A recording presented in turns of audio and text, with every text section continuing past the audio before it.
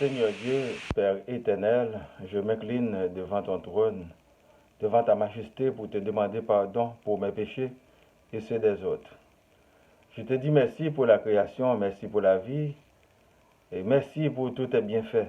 Protège et délivre tes enfants souffrants, Seigneur. Je m'appelle Boniface Pardon, votre serviteur. Je vous salue fraternellement dans le nom de Jésus-Christ, notre roi des rois. J'espère que la semaine a été densément bénie pour chacun de vous. Sinon, il faut s'armer de patience, car l'Éternel peut faire son intervention à n'importe quel moment opportun. Jésus nous a dit de charger notre croix et de le suivre. Il ne faut pas perdre d'espoir. De ce fait, je vous dis merci et bienvenue sur les web, chers internautes, à l'écoute et à la visualisation de cette nouvelle édition. Soyez bénis. Le titre d'aujourd'hui, c'est « Ainsi parle l'Éternel, est-ce toi qui me bâtirais une maison pour que j'en fasse ma demeure ?» 2 Samuel, chapitre 7, du verset 1 à 9. Lorsque le roi habita dans sa maison et que l'Éternel lui eut donné du repos après l'avoir délivré de tous les ennemis qui l'entouraient, il dit à Nathan le prophète, « Vois donc, j'habite dans une maison de cèdre, et l'ange de Dieu habite au milieu d'une tente. » Nathan répondit au roi, « Va, fais tout ce que tu as dans le cœur, car l'Éternel est avec toi. » La nuit suivante, la parole de l'Éternel fut adressée à Nathan. « Va dire à mon serviteur David, ainsi parle l'Éternel, est-ce toi qui me bâtirais une maison pour que j'en fasse ma demeure? Mais je n'ai point habité dans une maison depuis le jour où j'ai fait monter les enfants d'Israël hors d'Égypte jusqu'à ce jour. J'ai voyagé sur une tente et dans un tabernacle. Partout où j'ai marché avec tous les enfants d'Israël, et je dis un mot à quelqu'un des tribus d'Israël à qui j'avais ordonné de paître mon peuple d'Israël, et je dis, pourquoi ne me baptisez-vous pas une maison de cèdre? Maintenant tu diras à mon serviteur David, ainsi parle l'Éternel des armées. Je t'ai pris au pâturage derrière les brebis pour que tu fusses chef sur mon peuple, sur Israël. J'ai été avec toi partout où tu as marché. J'ai exterminé tous tes ennemis devant toi. Et j'ai rendu ton nom grand comme le nom des grands qui sont sur la terre. Pour la prédication, mes frères et sœurs dans le Seigneur, que la grâce et la paix de Dieu soient toujours avec vous. Ainsi va la vie. Quand on pense savoir, on ne sait rien. L'Éternel révèle ce qu'il veut qu'on sache de lui au fur et à mesure. Nous sommes très limités par nos visions, nous sommes très limités par nos connaissances matérielles et spirituelles. Notre vie est très courte sur cette planète Terre. Souvent, nous ne chérirons pas la faveur qui nous est offerte par l'Éternel Dieu, qui est la connaissance supérieure et qui promet la vie éternelle à tous les élus. Ce texte nous parle de l'arche de l'alliance qui contenait les lois, les commandements de Dieu. Le roi a envisagé de loger l'arche dans une maison comme lui, au lieu dans une tente, parce qu'il a eu du repos en Israël. L'Éternel est avec lui, il lui a délivré de tous ses ennemis. La question à se poser, est-ce que vraiment l'Éternel demande une maison ou c'est un projet d'homme? Est-ce que bâtir une maison pour l'Éternel signifie que Dieu y habite? Quand nous savons que Dieu est partout, surtout il habite dans le cœur de ses enfants. À chaque catastrophe majeure, les bâtisses sont endommagées ou détruites. Par contre, on va toujours de génération en génération construire des lieux d'adoration et de service pour le Seigneur. Il revient à tous d'œuvrer pour donner la première place à Dieu, spécialement dans leur cœur. Aujourd'hui, nous constatons que beaucoup de temples deviennent des endroits de corruption parce que leurs dirigeants sont corrompus, sont des affairistes, amis de l'argent plus que tout. Bien malheureusement, tout se font au nom de Dieu, en qui ils ne croient absolument pas. Ils reçoivent des dons des gens les plus corrompus du monde, des criminels et des dealers de drogue. En quelque sorte, ils recyclent les produits de la criminalité sur le dos de leurs membres et de la société. Ils ne peuvent plus dénoncer, et ceci n'est pas l'objectif non plus. Ils se sont aveuglés par beaucoup de gains faciles, comme les grands criminels dans certains gouvernements, les champs d'affaires et la mafia. Nous devons servir de ce texte pour les utiliser contextuellement dans notre société pour intelligemment mieux avancer.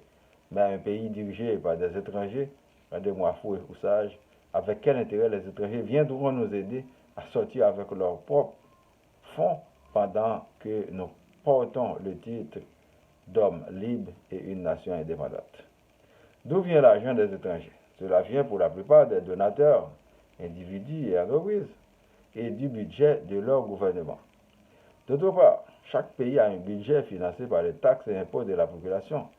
Il est à se demander pourquoi nous nous amusons à laisser nos dirigeants détourner, corrompre le budget sur nos yeux sans rien faire en Haïti. Les opposants qui se plaignent se contentent seulement de trouver leur part du gâteau. Et ça s'arrête là. Ils ne font que pareil aux autres. Aujourd'hui, des temples, des églises, des synagogues se réclament de Dieu, s'établissent un peu partout dans tout le pays. Mais l'insécurité, la misère, la faim et le chômage est en augmentation.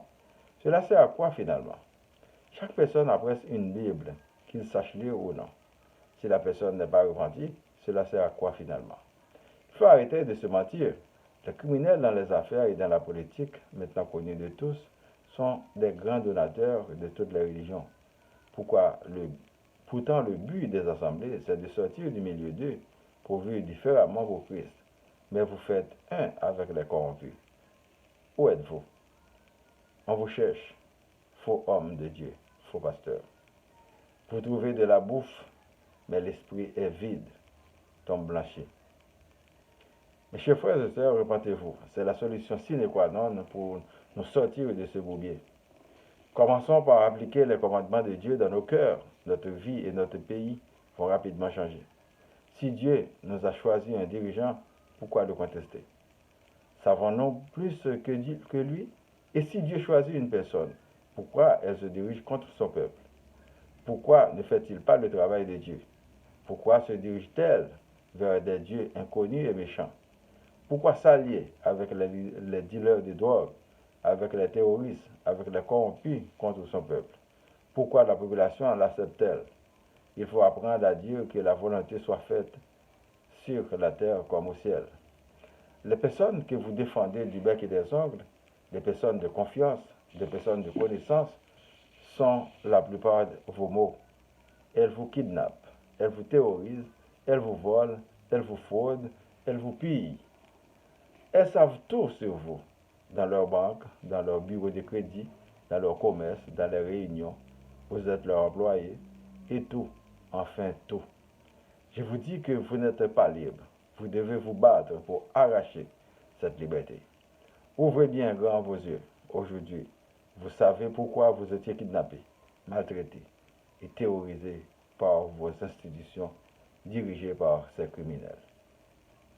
Le jugement de Dieu est inévitable et il est déjà commencé.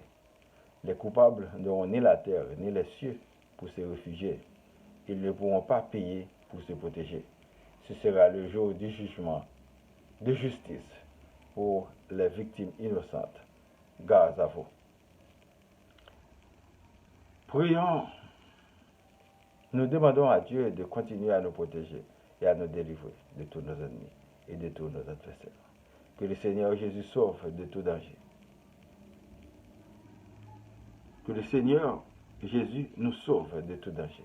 Que l'Esprit de lumière lui est sur nous. Prions pour moi, ma famille, vos familles, les membres du groupe de spiritualité, les amis, les personnes malades, les familles éprouvées, les démunis, les chômeurs, les villes, Laval, Montréal, Québec, Canada, les personnes vulnérables, les minorités visibles, les prisonniers, les leaders. Que la paix soit sur le monde. Récitons notre Père qui es aux cieux. Que ton nom soit sanctifié, que ton règne vienne. Que ta volonté soit faite sur la terre comme au ciel. Donne-nous aujourd'hui notre pain de ce jour. Pardonne-nous nos offenses comme nous pardonnons aussi à ceux qui nous ont offensés. Et ne nous laisse pas entrer en tentation, mais délivre-nous du mal. Car c'est à toi qu'appartiennent le règne, la puissance et la gloire, au siècle des siècles. Amen. Je vous souhaite de passer une bonne journée et une bonne semaine. Lisez et méditez toujours sur la parole de Dieu. C'est votre serviteur, Boniface Poirot. Merci et à la prochaine. Au revoir.